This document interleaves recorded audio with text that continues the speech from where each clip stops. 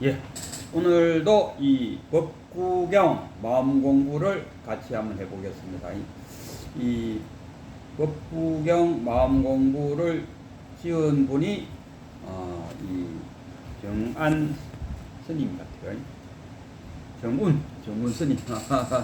정운 스님이 이 법구경 마음 공부를 이란 책자를 지었다. 이걸 좀 설명하면은 이 법구경이라는 게 있다. 부처님의 가장 그 초기 경전, 쉽게 말하면 부처님이 돌아가시고 한 200년 내지 300년 후에 그까지는 계속 이제 부처님의 말씀이 구전되어 오죠. 사람과 사람 간에 애워갖고 구전되어 이루어왔어요. 그러다가 어떤 계기에 의해 갖고 글로서 문자화가 되죠. 그래서 문자화가 된 가장 오래된 경전이다. 이 법구경하고 또 하나의 경전이 있는데 법구경 마치면 그 경전을 한 번 더 공부해 보겠다. 우리가 살아가면서 두 가지의 질문을 스스로에게 던진다니까. 하나는 왜 살아가는가? 왜 사는가? 거기에 대한 질문이 안 할래 안 할 수 없죠. 그때 그 코미디언 이경규, 저는 그 코미디언 가기는 좀 고개만 못 받기가 어려우니까 방송인 이경규 이렇게 표현하죠.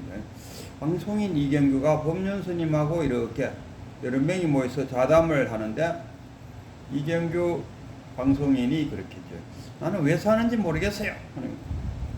법륜 스님이 답변하기를 왜 사느냐고 질문하지 말고 어떻게 살아갈 것인가로 질문하시오. 자기 자신에 대한 질문을 바꿔라 이런 이야기. 그러나 왜 사느냐 하는 그 질문도 굉장한 의미를 갖고 있어요. 왜 사느냐. 우리 부처님의 설법을 열애선이라고 하고 조사들의 설법을 조사선이라고 해요.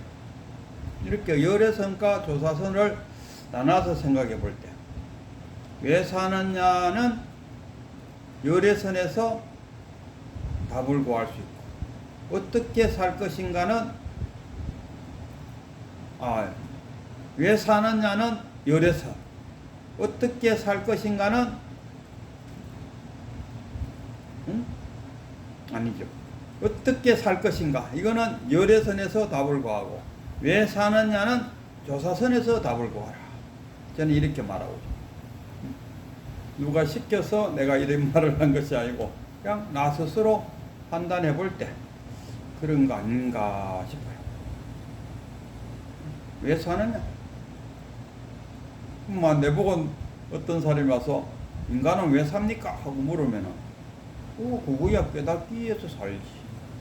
깨달으려고 삽니다. 사는 목적이 뭐냐? 깨닫기 위해서. 그럼 왜 깨닫노? 깨달음으로써 괴로움으로부터 해탈할 수 있다. 벗어날 수 있다. 완전한 열반이 될 수 있다. 이거 아닙니까? 그럼 왜 사느냐? 열반하고 깨달고. 왜 태어나느냐? 그 질문에도 똑같죠. 깨닫기 위해서. 아직도 못 깨달으니까 계속 윤회를 하면서 죽고 태어나고를 계속하고 있다.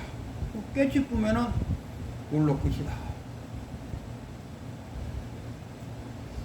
부처님은 깨치면은 다시는 안 태어난다 하는 그런 게 그는 육체적인 태어남을 말하는 거고, 이 불교는 그야말로 마음 공부지, 물질적인 공부 아니. 마음이 한 생각 태어났다, 또는 생겼다, 죽었다, 멸했다. 그걸 말하는 거지.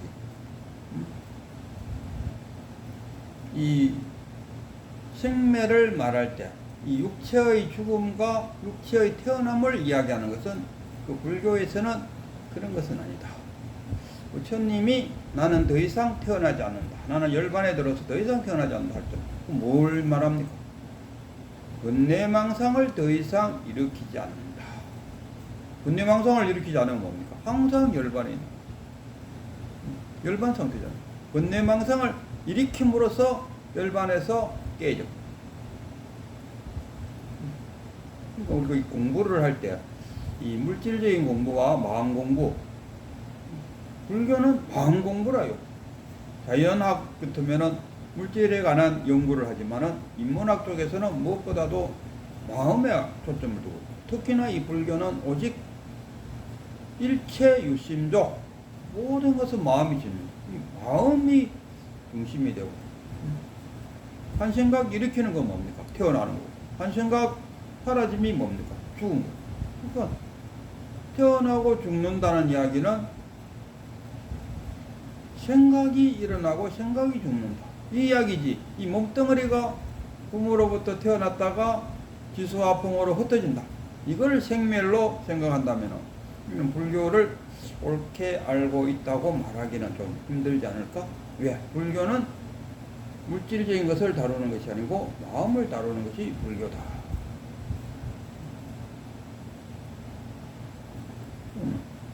어떻게 왜 태어났느냐? 왜 태어났을까?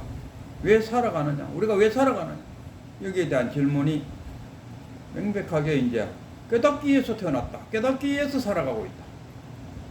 여기에 대해서 반박할 수 있는 자 반박해 보시오 했을 때, 물론 뭐 하기도 하겠죠. 그러나 어떻게 보면은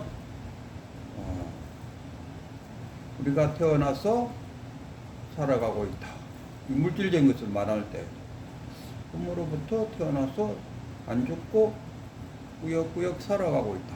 뭐 하기 위해서? 깨닫기 위해서. 깨달으면 오히려 해탈이요, 모든 번뇌망상으로부터 자유로 대자유인이 된다. 깨달으면 대자유인. 그거 한번 해보자. 그럼 뭐 중간에 깨치기 전에 자살해 죽었다, 태어난 목적과다 안 맞죠. 죽기 위해서 태어난 건 아니잖아. 우리가 죽기 위해서 태어났다 하면 굳이 늙을 때까지 기다릴 필요가 없다, 아닙니까? 그러나 우리는 죽기 위해서 태어난 건 아니다. 그럼 뭘로 태어났냐? 깨닫기 위해서 태어났다, 이거 아닙니까? 그럼 어떻게 살 것인가? 어떻게 살 것인가? 그냥 태어났으니까 굳이 깨달음에 관심이 없는 사람은 그럼 어떻게 살 것인가? 어떻게 해서 우리가 살아갈 것인가? 여기에 대한 답을 준 것이 열애선이다, 부처님의 말씀입니다. 그래서 부처님 말씀 중에서도 이 법구경은 부처님의 말씀을 모아놓은 최초의 책이다, 이렇게 생각합니다. 맞아요. 법구경을 읽다 보면은 어떻게 살아갈 것인가에 대한 답을 찾을 수가 있다. 자기가 찾아야 돼요. 입 딱 벌리고 있는데 숟가락을 밥 대갖고 탁 넣어주는, 그래서 오물오물 씹어서 먹는다. 뭐 그래도 되죠. 어린 나이는 그렇게 한다 아닙니까? 그러나 법구경을 읽다 보면은 어떻게 살아갈 것인가를 누가 가르쳐 주는 것이 아니고 스스로 알게 된다, 스스로 깨친다. 하여튼 법구경이 존재의 가치는 뭐냐, 우리가 어떻게 살 것인가에 대한 답을 주고 있다, 이런 이야기.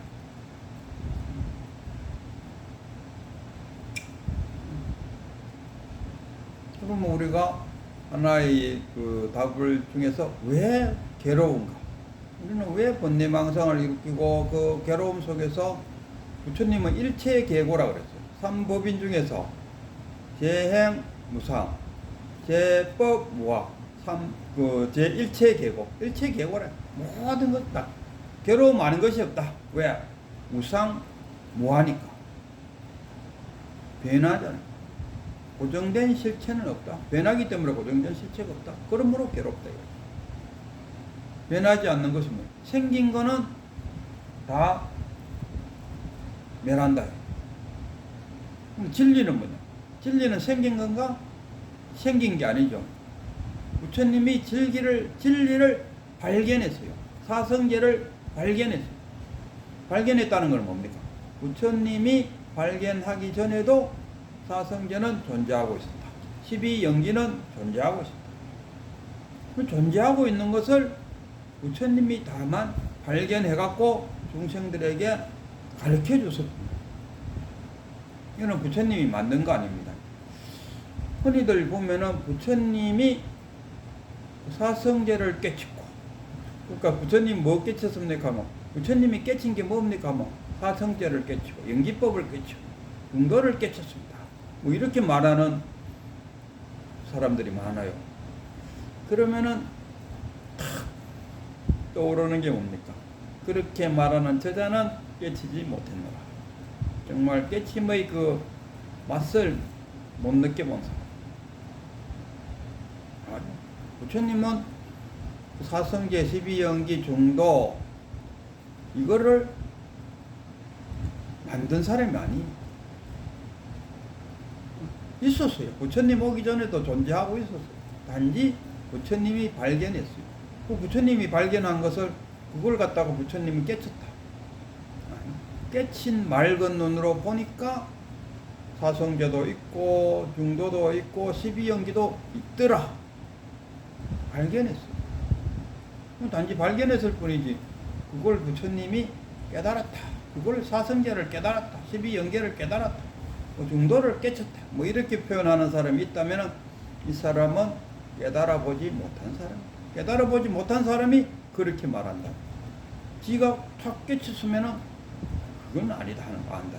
깨친 눈으로 보니까 사성제도 있고 12연계도 있고 중도도 있다는 것을 발견했다.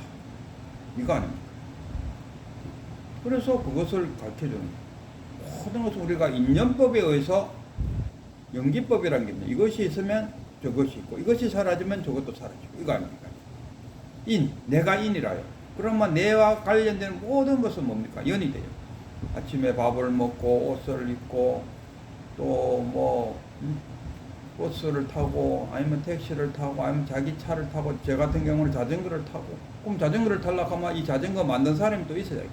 그럼 또 만든 사람들도 나처럼 먹고 자고 해야 될까요? 그럼 먹고 자고 하는데 또 종사하는 사람 쫙다 연결되어 있다. 여기 내가 인이면은 나와 연결되어 있는 것이 연이라. 그러니까 인과 연이 만나갖고 하나의 결과물이 나온다. 뭐 쉽게 말하면 부부가 만나갖고 자식이 나왔다. 이 결이는. 사과나무가 있는데 거기서 사과를 하나 따고 씨앗을 땅에다 심었다. 그랬더니만 씨앗에서 사과나무가 나와서 또 사과가 열리더라. 다 인연이잖아. 인과 연이 만나서 과가 생긴다. 이 인연법. 인연법이나 인연법을 달리 표현하면 연결됐다. 연기, 연하여 일어난 데서 우리나라는 연기법 이렇게 말하는데 중국은 인연법 이렇게 표현한다. 그래서 인연법과 연기법은 똑같다. 분리다. 이렇게 표현할 수 있어요. 그래서 어떻게 살아갈 것인가는 열애선에서 답을 구하고 왜 사느냐에 대한 답은 조사선에서 답을 구하라. 제가 하고 싶은 이야기는 이겁니다.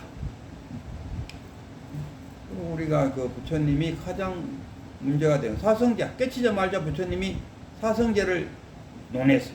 그 사성제가 뭡니까? 괴로움. 어떻게 하면 괴로움의 종류가 뭐냐? 사고 팔고다. 그러면은 이 괴로움은 어떻게 해서 모여진다? 집. 그러면은 모였으면은 그 다음에 고집 멸이다. 이것을 어떻게 하면 멸할 것이냐? 멸하는 방법은 뭡니까? 관례와 집착을 없애면 된다. 관례와 집착. 고집 멸하려고 하면 관례와 집착을 없애면 된다. 멸이다. 그럼 뭐 어떻게 관례와 집착을 없앨 것인가? 이게 도성제잖아요. 그리고 팔정도가 나옵니다. 팔정도를 수행하면은 관례와 집착을 놓아놓게 된다. 그럼 관례와 집착을 놓으면 뭐냐? 열반이다. 이거 아닙니까? 그럼 결국은 왜 사느냐의 답도 거기도 찾을 수 있지. 깨닫기 위해서. 그럼 깨치면 돼. 어떻게 살 것인가?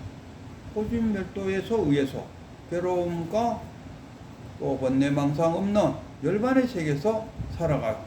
그게 삶의 목적이다. 그게 어떻게 살 것인가? 이거 아닙니까? 요 두 가지의 질문에 한번 스스로 답해 보기를